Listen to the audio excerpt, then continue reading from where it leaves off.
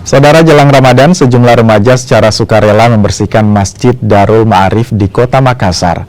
Aksi bersih-bersih masjid dilakukan jelang datangnya bulan suci Ramadan. Sambil melantunkan sholawat, satu persatu ruang Masjid Darul Ma'arif di Kecamatan Talo, Makassar dibersihkan dengan cara disapu dan dipel. Karpet yang biasa digunakan jamaah untuk beribadah hingga penyimpanan Al-Quran juga tidak luput untuk dibersihkan. Aksi bersih-bersih masjid dilakukan agar memberi rasa nyaman bagi jamaah saat melaksanakan ibadah di bulan suci Ramadan nanti.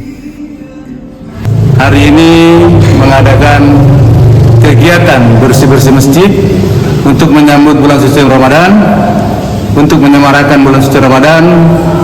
Kegiatan bersih-bersih masjid mulai dari lantai 2 sampai dengan lantai dasar, lantai pertama, untuk persiapan kita menyambut bulan suci Ramadan. Sekarang aktivitas anak-anak remaja kita lagi melakukan bersih-bersih di teras masjid.